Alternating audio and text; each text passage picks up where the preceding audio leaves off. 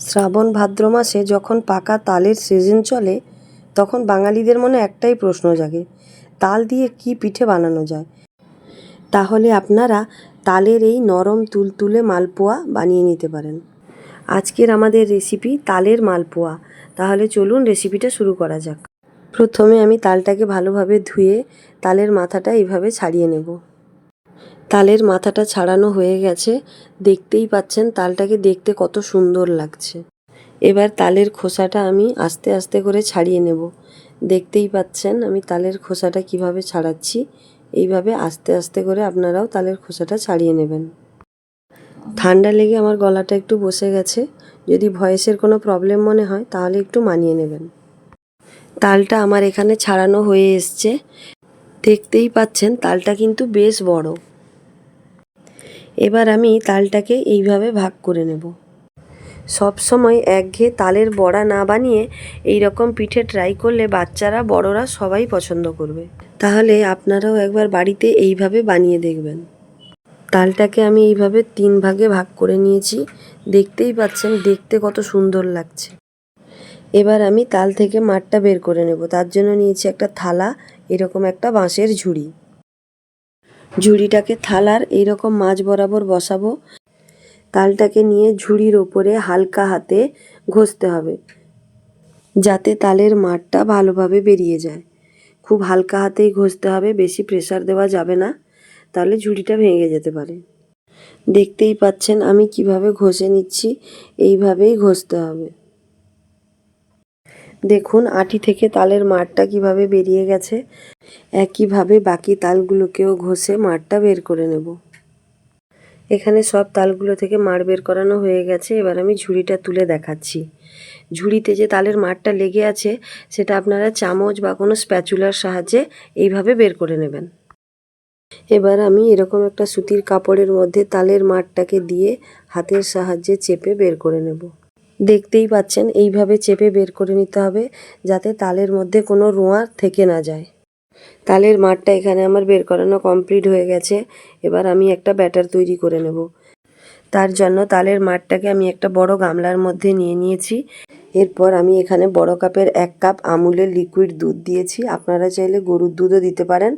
আর দিচ্ছি 3 চামচ গুঁড়ো দুধ, আর দিচ্ছি 1 কাপ চিনি, আর খুব অল্প পরিমাণ লবণ, আর একটু খাবার সোডা দিয়ে এইভাবে ব্যাটারটাকে ভালোভাবে মিক্স করতে থাকবো। যতক্ষণ না চিনি ভালোভাবে মেল্ট হয়ে যাচ্ছে ততক্ষণ এইভাবে মেশাতে থাকবো।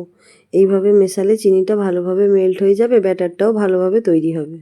ব্যাটারটা এখানে ভালোভাবে রেডি হয়ে গেছে। এবার আমি এর মধ্যে ওই একই কাপে 2 কাপ ময়দা, 1 কাপ সুজি দিয়ে আবারও ভালোভাবে মেশাতে থাকবো।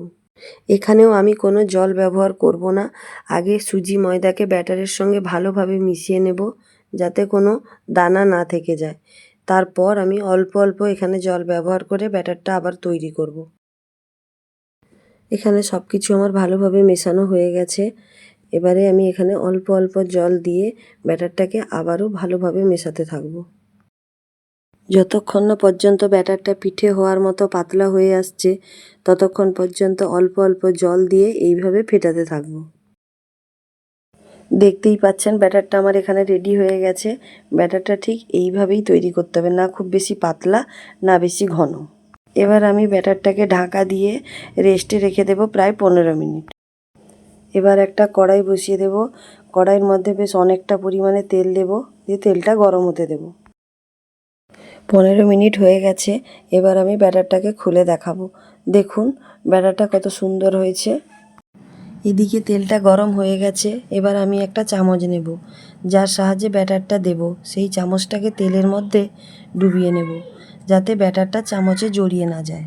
এবার আমি ব্যাটারটাকে তুলে গরম তেলের মধ্যে আস্তে করে ছেড়ে দেব। এইভাবে খুব আস্তে করে সাবধানে ছাড়তে হবে। ছাড়ার পরে একটা চামচের সাহায্যে পিঠের ওপরের দিকে এরকম তেলটা ছিটিয়ে দিতে হবে, যাতে পিঠেটা খুব ভালোভাবে ফুলে। দেখতেই পাচ্ছেন কি সুন্দর পিঠেটা ফুলেছে। এবার পিঠেটাকে আমি উল্টে নেব। পিঠেটাকে এখানে কিন্তু মিডিয়াম আঁচে ভাজতে হবে, না হলে ভেতরেরটা কাঁচা থেকে যাবে। পিঠেটা এখানে ভাজা হয়ে গেছে। এবার আমি ছাঁকনির সাহায্যে পিঠেটা তুলে নিচ্ছি। দেখতেই পাচ্ছেন পিঠেটা দেখতে কত সুন্দর লাগছে, আর কালারটাও কত সুন্দর এসছে। এবার আমি আর একটা পিঠাও ঠিক এইভাবে আপনাদের ভেজে দেখাচ্ছি। সামনেই জন্মাষ্টমী আসছে, এই রকম পিঠে আপনারা জন্মাষ্টমী উপলক্ষেও বানিয়ে নিতে পারেন। দেখতেই পাচ্ছেন পিঠেটা কত সুন্দর বলের মতো ফুলে উঠছে। ব্যাটার যত ভালো ফেটিয়ে তৈরি হবে পিঠে তত ভালো ফুলবে। এরপর আমি সমস্ত পিঠেগুলো একে একে একই রকমভাবে ভেজে নেব। এই সময় খেয়াল রাখতে হবে গ্যাসের ফ্লেমটা যেন হাইতে না থাকে, তাহলে উপরেরটা লাল হয়ে যাবে, ভেতরেরটা কাঁচা থেকে যাবে। দেখুন পিঠেগুলো দেখতে কত সুন্দর লাগছে। আপনারাও চাইলে বাড়িতে খুব সহজেই এই রকম পিঠে বানিয়ে নিতে পারবেন।